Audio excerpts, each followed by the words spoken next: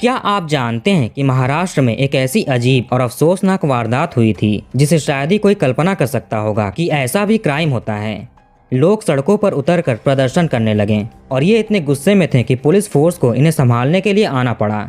आज की कहानी जुर्म की ऐसी घटना के बारे में है जिसे आज भी उस इलाके के लोग भूल नहीं पाए। नमस्कार दोस्तों, तो क्या हाल चाल है आपके। Today's topic is Monika Kerlapure case. ये कहानी शुरू होती है महाराष्ट्र राज्य के नागपुर शहर से। इसे भौगोलिक रूप से भारत का केंद्रीय स्थान भी माना जाता है। यही नागपुर में ही नंदनवन नाम से एक लोकेलिटी बसा हुआ है जहां पर अलग अलग सेक्टर के कॉलेजेस और हॉस्टल्स वगैरह हैं।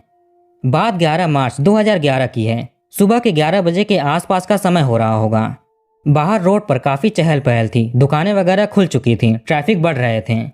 यहीं नंदनवन के एक गर्ल्स हॉस्टल से एक लड़की कॉलेज जाने के लिए निकलती है। इस लड़की का नाम था मोनिका किरणापुरे। ये श्रीमती राजश्री मूलक इंजीनियरिंग कॉलेज में पढ़ती थी और 3rd ईयर की छात्रा थी। इनका कॉलेज नंदनवन में ही था, ज़्यादा दूर नहीं था। तो 11 मार्च 2011 की सुबह 11 बजे मोनिका अपने हॉस्टल से कॉलेज के लिए निकलती है। इन्होंने अपने चेहरे पर स्कार्फ लपेटा हुआ था। ये एक नॉर्मल चीज़ है, ज़्यादातर लड़कियां कहीं आते जाते वक्त ऐसा करती हैं। जब मोनिका हॉस्टल से निकली तो ये फ़ोन पर अपनी मम्मी से बात कर रही थी। इनके माता पिता रामटेक नामक जगह पर रहते थे जो नंदनवन से करीब 50 किलोमीटर की दूरी पर है। मोनिका रास्ते में थोड़ी दूर आगे बढ़ी थी, तभी कुछ बदमाश अचानक से बाइक पर सवार होकर लड़की के पास आते हैं और पीछे से ही चाकू से ताबड़तोड़ हमला शुरू कर देते हैं। ये इतनी तेजी से हुआ कि मोनिका संभल नहीं पाई। विरोध करना तो दूर की बात है, ये इतनी ताकत से हमले कर रहे थे कि एक हमलावर का चाकू हमला करने के दौरान ही मोनिका के हड्डी में बुरी तरह से फंस गया। चाकू को निकालने की कोशिश होती है लेकिन ये निकलता नहीं। सब कुछ बिल्कुल रोड के बीचों बीच में लोगों के सामने हो रहा था। बताया जाता है कि इन हमलावरों ने आसपास जमा हुए लोगों को धमकी भी दी कि अगर सामने आए तो तुम्हारा भी यही हश्र होगा। डर के मारे कोई भी कुछ बोलता नहीं है। कुछ न्यूज़ रिपोर्ट्स के अनुसार हमला करने वालों ने वहीं एक पानी की टंकी के पास अपने हाथ पैर धुले, रक्त के छींटों को साफ किया, फिर यहाँ से चले गए। कुछ लोग इनका पीछा भी करते हैं लेकिन ये भाग गए। इसमें लड़की दर्द से कराह रही थी, इसकी आखिरी सांसें चल रही थीं। फिर वहाँ मौजूद कुछ लोग लड़की को नज़दीकी हॉस्पिटल ले जाते हैं। कुछ मिनटों के बाद ये हॉस्पिटल पहुँचती है जहाँ पर डॉक्टर्स ने इसे मृत घोषित कर दिया। एक लड़की का, एक कॉलेज स्टूडेंट का बीच रोड पर सरेआम ऐसा हाल कर दिया। ऐसी घटना से पूरे इलाके में कोहराम मच गया। इतनी वहशी तरीके से कोई इंसान किसी दूसरे इंसान की जान कैसे ले सकता है, ये चीज़ लोगों को बेचैन कर रही थी। लोग गुस्से में रोड पर उतरने लगे, सारे स्टूडेंट्स भी प्रदर्शन करने लगे। लॉ एंड ऑर्डर पर यह सवाल खड़े करने वाली चीज़ थी। इसके बाद पूरी पुलिस फोर्स माहौल को संभालने के लिए आती है। मामला इतनी तेज़ी से फैला कि बात वहाँ के स्टेट गवर्नमेंट तक पहुँच गई। स्टेट असेंबली में इस घटना पर बहस शुरू हुआ। उस समय के state home minister RR Patil ने इंस्पेक्टर जनरल ऑफ पुलिस यानी IGP रश्मि शुक्ला को इस केस की इन्वेस्टिगेशन के लिए असाइन कर दिया। यहाँ जनता कातिलों को पकड़ने और कड़ी से कड़ी सजा देने की मांग कर रही थी। पुलिस सबसे पहले ये पता करती है कि मरने वाली कौन है। इनका नाम पता चला, मोनिका किरणापुरे। ये लड़की आम दिनों की तरह अपने कॉलेज जाने के लिए हॉस्टल से निकली थी। इस समय ये अपनी माँ से फ़ोन पर बात कर रही थी। अगर वो हमलावर लूटपाट के इरादे से आए होते तो वो इस तरह का हाल नहीं करते। अगर वो ऐसा करते भी तो लड़की के पास से इसका पर्स, इसके फ़ोन वगैरह लूट कर ले जाते हैं, लेकिन ऐसा हुआ नहीं। उन्होंने ऐसा नहीं किया। वहाँ मौजूद दुकानदार और आसपास रहने वाले पुलिस को गवाही देते हैं। इनके अनुसार इन्हें ऐसा नहीं लगता कि वो लड़की के सामानों को लूटने के इरादे से आए हों। ये कोई दुश्मनी का एंगल भी हो सकता है। लेकिन एक कॉलेज स्टूडेंट की किससे इतनी गहरी दुश्मनी होगी कि दिन दहाड़े उसका ऐसा हश्र करना पड़ा। पुलिस मोनिका के माता पिता के बारे में पता लगाती है। ये लोग रामटेक नामक जगह के रहने वाले थे। इन्हें नंदनवन बुलाया जाता है। पुलिस ने मोनिका के कॉलेज फ्रेंड्स, कॉलेज के staff, teachers, hostel staff, Monika के दोस्तों सबसे बात किए लेकिन कुछ नहीं मिला। माता पिता से भी पुलिस मिलती है, इनसे बातचीत करती है। इन्हें भी कुछ पता नहीं था। मोनिका तो एक खुश मिजाज लड़की थी, किसी से कोई लड़ाई झगड़ा नहीं, कोई दुश्मनी नहीं। अगर इसको कुछ दिक्कत होती भी तो अपनी माँ से ज़रूर बताती या अपने दोस्तों से बताती, पर ऐसा कुछ भी नहीं था। पुलिस ने सोचा कि मोनिका के कॉल डिटेल्स चेक किए जाएं, शायद कोई सुराग मिल जाए। यहाँ वारदात वाली जगह पर एक चीज़ हुई कि मोनिका के गिरे हुए फ़ोन और बाकी चीज़ें लोगों ने पुलिस को हैंडओवर कर दिया। आसानी से कोई भी इन चीज़ों को चोरी कर सकता था, लेकिन खुशकिस्मती से ऐसा हुआ नहीं। अब पुलिस के पास मोनिका का फ़ोन था। इसके कॉल डिटेल्स निकलवाए जाते हैं। सारे नंबर्स की लिस्ट निकाली गई। इसने कब कब किससे बात की थी, कब किसने कॉल किया था, कब इसने किसी को कॉल किया था, सारी डिटेल्स निकाली गई। पुलिस अब एक एक करके सारे नंबर्स को ध्यान से चेक करती है। जिस पर भी शक होता उसके डिटेल्स निकलवाए जाते हैं, उनसे पूछा जाता। ऐसे करते करते लगभग सारे नंबर्स छान लिए गए, लेकिन कुछ भी हाथ नहीं लगा। पुलिस हैरत में पड़ गई कि अब क्या करें। मोनिका का तो कोई दुश्मनी का एंगल भी नहीं है, फिर कत्ल हुआ क्यों और किसने किया। पुलिस के दिमाग में आया कि इस तरह की चीज़ आम इंसान नहीं कर सकता, वो कोई प्रोफेशनल गुंडे बदमाशी होंगे। इसके बाद इलाके में जितने भी हिस्ट्री सीटर गुंडे थे, जो या तो जेल में बंद हों या बेल पर बाहर हों या केवल केस दर्ज हो, लगभग ऐसे सभी लोगों से पूछताछ किया जाता है। लेकिन इन लोगों का भी इसमें कोई इन्वॉल्वमेंट नहीं था। ये मेहनत भी बेकार हो गई। मोनिका के हॉस्टल में बहुत सारी लड़कियां थीं, हो सकता है कि उनमें से किसी की इससे दुश्मनी हो, उन्होंने कुछ करवाया हो। अब पुलिस अपने साथ लेडी ऑफिसर्स को लेकर हॉस्टल पहुंचती है। ये सारी चीज़ें हफ्ते के अंदर ही हो रही हैं। अब हॉस्टल की सारी लड़कियों से बातचीत करते हैं। उन सभी के फ़ोन नंबर्स लेकर कॉल डिटेल्स निकलवाए गए।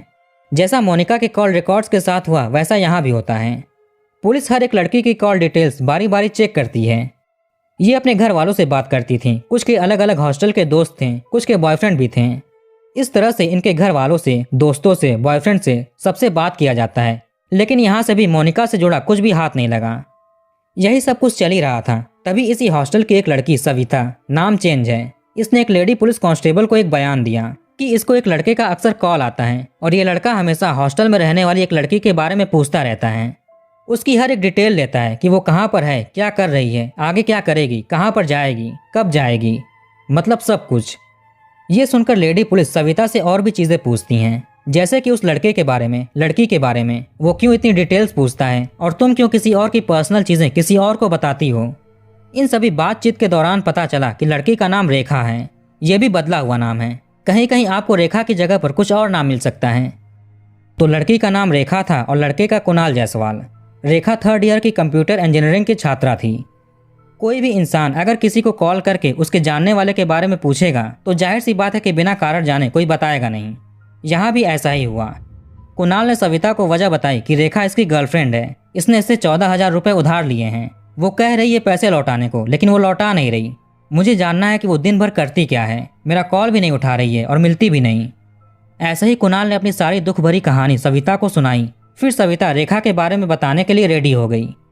अब पुलिस सविता से कुणाल का नंबर लेकर इसकी डिटेल्स और लोकेशन वगैरह पता करती है। ये कुणाल जायसवाल महाराष्ट्र के काटोल शहर का रहने वाला है और ये यहीं किसी लोकल इंग्लिश स्कूल में पढ़ाता है। इसके पिता काटोल में ही एक होटल चलाते हैं। इसके बाद पुलिस कुणाल जायसवाल को उठाती है। इसके अलावा कुछ और लड़के भी थे जिन पर शक था, जिनसे हॉस्टल की लड़कियां बात करती थीं। इनमें से कुछ तो कुणाल के जानकार भी निकलते हैं। कुणाल ने पुलिस को बताया कि इसके इलाके में किसी की शादी थी, इसी में रेखा आई हुई थी। मेरी उससे यहीं पर पहली मुलाकात हुई और दोस्ती हो गई। धीरे धीरे हम दोनों एक दूसरे को पसंद करने लगते हैं, फिर रिलेशनशिप में आ जाते हैं। रेखा को 14,000 रुपये की ज़रूरत थी तो मैंने उसे दे दिया। उसने बोला कि वो जल्दी ही लौटा देगी, इसलिए मुझे कोई दिक्कत नहीं थी। फिर हम दोनों में किसी बात को लेकर बहस हुई और उसने मुझे इग्नोर करना शुरू कर दिया। इसीलिए मैं उसके हॉस्टल की एक लड़की से उसके बारे में पूछने लगा कि वो कर क्या रही है, जो मुझसे बात करने का टाइम नहीं। और ये भी था कि सही टाइम देखकर उससे बात कर सकूं, पैसे मांग सकूं। अगर ये ऐसे ही चला गया और वो किसी काम में बिजी हो तो वो और भी गुस्सा हो जाएगी। लेकिन मेरा मोनिका से कोई भी लेना देना नहीं है, मैं तो उसे जानता भी नहीं, मैंने तो उसे कभी देखा भी नहीं है। मेरा रेखा की वजह से कभी कभार नंदनवन आना जाना होता है, लेकिन जिस दिन मोनिका का कत्ल हुआ उस दिन मैं यहाँ कातोल में था। अब पुलिस उस दिन की लोकेशन चेक करती है, इसके जानने वालों से बात करती है। सच में ये कातोल में ही था। पुलिस को विश्वास हो गया कि मोनिका केस में ये शामिल नहीं, इसको सस्पेक्ट की लिस्ट से हटा देते हैं। लिस्ट में इसके अलावा और भी लड़के थे जिनसे हॉस्टल की लड़कियां बात करती थीं। इनमें से एक था श्रीकांत सोनेकर। ये शख्स हुडकेश्वर का रहने वाला था और एक हिस्ट्री सीटर था। इसके खिलाफ छोटी मोटी चोरी चकारी, सेंधमारी जैसे केसेस दर्ज थे। ये कोई आम नागरिक तो था नहीं कि इससे प्यार से पूछताछ किया जाए। इसके खिलाफ केसेस दर्ज थे, इसलिए पुलिस इस पर शक जताते हुए थोड़ी सख्ती दिखाकर पूछताछ करती है। यहाँ पर एक इत्तेफाक हुआ कि कुणाल जायसवाल श्रीकांत सोनेकर को जानता था। दोनों में अच्छी जान पहचान भी थी। पुलिस की सख्ती के सामने श्रीकांत टूट गया और बता दिया कि इसने ही मोनिका का सरेआम कत्ल किया था। इसने आगे कहा कि इसके साथ 2 और लोग भी थे, प्रदीप सहारे और उमेश मराठे। और इस कत्ल के पीछे का सारा कर्ता धर्ता मास्टरमाइंड और कोई नहीं बल्कि कुणाल जायसवाल है। ये सुनकर पुलिस हैरान हो जाती है कि श्रीकांत ने जो अभी 3 नाम बताएं, इन तीनों ने ही पुलिस को कन्विंस कर दिया था कि इनका कत्ल से कोई भी लेना देना नहीं है। इनका बैकग्राउंड भी चेक किया गया था। दूर दूर तक मोनिका का इनसे कोई भी कनेक्शन नहीं था, ना ही इनका कोई जानकार मोनिका को जानता था। इसी वजह से पुलिस ने इन्हें छोड़ दिया था। सवाल उठा कि जो लोग मोनिका को जानते तक नहीं, नाम भी नहीं सुना, आखिर वो इसका कत्ल क्यों करेंगे। श्रीकांत सोनेकर ने तो सबका भेद खोल दिया था। पुलिस इसको कस्टडी में ले लेती है। इसके बाद कुणाल जायसवाल, प्रदीप सहारे, उमेश मराठे को अरेस्ट करते हैं। फिर सभी लोगों से पूछताछ किया जाता है। कुणाल के ऊपर ज़्यादा प्रेशर बनाया गया क्योंकि बाकियों ने तो बोल दिया था कि कुणाल ही इसके पीछे का मास्टरमाइंड है। लेकिन यहाँ पर ये मानने को तैयार नहीं किसका इसमें हाथ है। ये बस एक ही कहानी पर अटका हुआ था कि इसकी गर्लफ्रेंड ने 14,000 रुपये उधार लिए थे और बात करना बंद कर दिया था, पैसे भी नहीं लौटा रही थी। इसीलिए मैं उसकी जासूसी करवा रहा था, उसके बारे में पूछ रहा था, बाकी मुझे कुछ भी नहीं पता। अब पुलिस श्रीकांत को इसके सामने लाती है। पुलिस ने श्रीकांत की वजह से कुछ और सबूत भी इकट्ठा कर लिए थे, जैसे इसकी और कुणाल के बीच की कॉल डिटेल्स वगैरह। पुलिस सब कुछ कुणाल के सामने लाती है। ये देखकर कुणाल के पसीने छूट गए, इसने भी अपना गुनाह स्वीकार कर लिया। अब ये अपनी पूरी कहानी सुनाता है। कुछ महीने पहले कातोल में एक शादी के फंक्शन के दौरान रेखा की कुणाल से मुलाकात हुई थी। इनमें दोस्ती हुई, फिर नंबर एक्सचेंज किए गए और कॉल पर बातें शुरू हो गईं। कभी कभी दोनों मिलते भी थे। फिर इन दोनों को एक दूसरे से प्यार हो जाता है, दोनों रिलेशनशिप में आ जाते हैं। आगे चलकर इनमें थोड़ी मोड़ी बहस होती है, छोटा मोटा झगड़ा होता है। इसके चलते रेखा ने कुणाल से बात करना बंद कर दिया, मिलने से भी मना कर दिया। इसके बाद रेखा अपने ही किसी दूसरी सहेली के बॉयफ्रेंड से बात करने लगी और उसके करीब चली गई। इसने कुणाल से बिल्कुल ही रिश्ता खत्म कर दिया। ये बात कुणाल को बिल्कुल भी अच्छी नहीं लगी। इनको रिलेशनशिप में आए ज़्यादा दिन भी नहीं हुए थे कि अब गर्लफ्रेंड ने ब्रेकअप कर लिया और किसी दूसरे लड़के से बात करने लगी। एक दिन मौका देखकर कुणाल ने उस लड़के को धमकी भी दी कि इसकी गर्लफ्रेंड से दूर रहे, उससे बात ना करें। कुणाल अभी भी पागलों की तरह रेखा से प्यार करता था। समझ लीजिए कि अब ये जिल्टेड आशिक बन गया। धीरे धीरे अब ये समझने लगा कि रेखा मानेगी नहीं, इसलिए ये सोचता है कि अगर वो मुझसे प्यार नहीं कर सकती तो उसके जीने का कोई भी अधिकार नहीं है। अब ये अपनी एक्स गर्लफ्रेंड रेखा के कत्ल की प्लानिंग करने लगा। इसके पास रेखा की सहेली सविता का नंबर भी था। ये सविता को कॉल करता है और उससे रेखा के दिनचर्या के बारे में पूछता है, लेकिन सविता ने मना कर दिया कि ये तुम्हें क्यों बताए। अब कुणाल सविता को झूठी कहानी सुनाता है कि 14,000 रुपये उसने उधार लिए हुए हैं, वो लौटा नहीं रही है।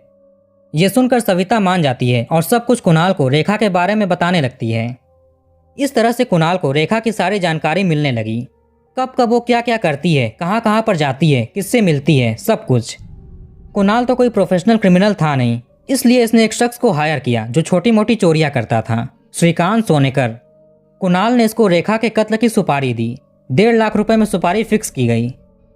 वैसे ये काम केवल एक इंसान से नहीं हो सकता था, इसलिए श्रीकांत ने अपने 2 और साथियों को तैयार किया, प्रदीप सहारे और उमेश मराठे।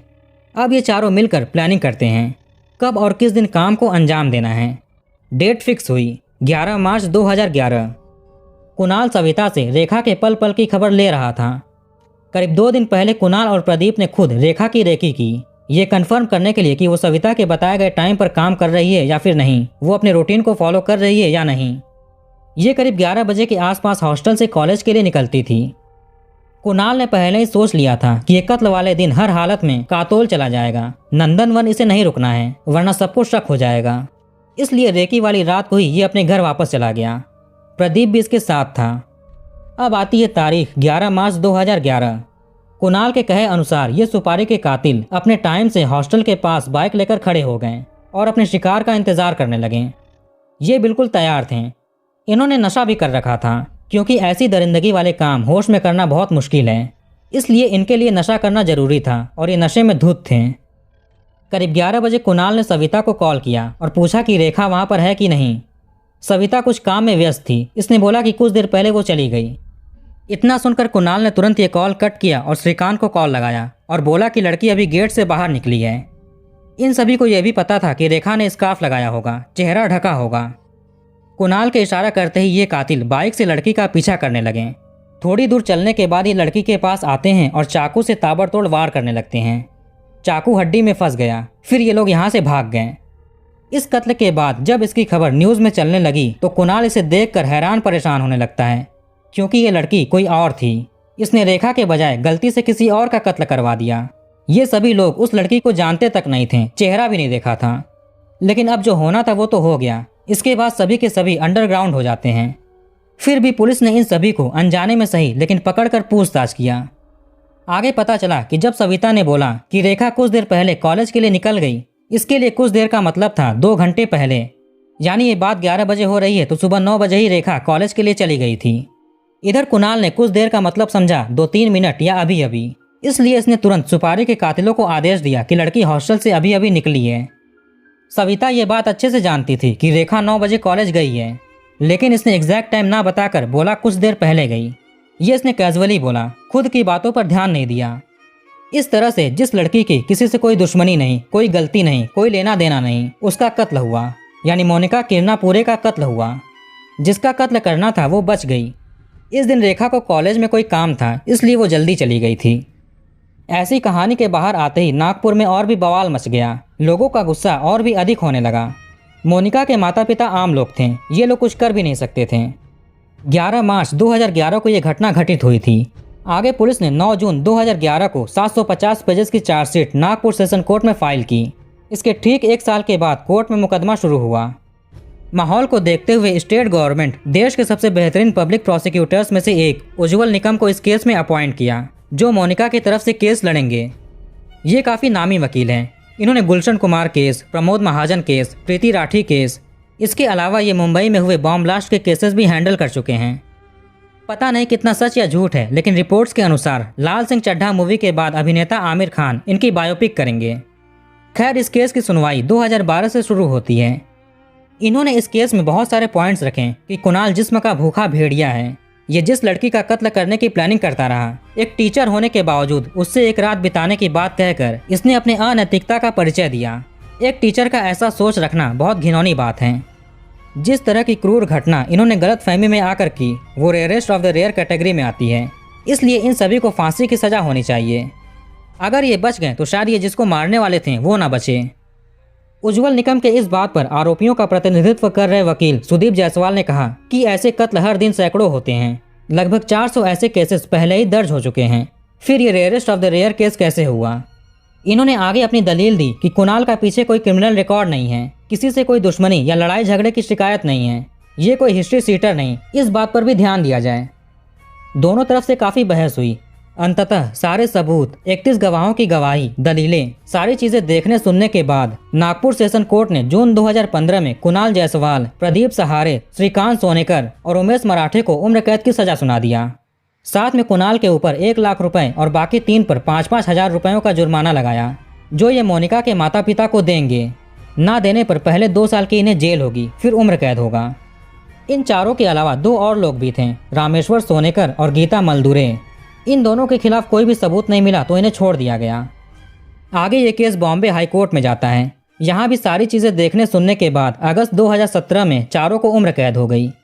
मोनिका के माता पिता दोनों कोर्ट के फैसलों से संतुष्ट नहीं हैं। ये चाहते थे कि सभी अपराधियों को फांसी की सजा हो। फिलहाल ये सभी जेल में अपनी सजा काट रहे हैं। तो कहानी को यहीं पर खत्म करते हैं। अब कमेंट करके बताइए कि वीडियो आपको कैसा लगा। इस वीडियो को लाइक और शेयर जरूर करिए और हमारे चैनल को सब्सक्राइब करके बेल आइकन ऑन कर लीजिए। मिलते हैं नेक्स्ट वीडियो में।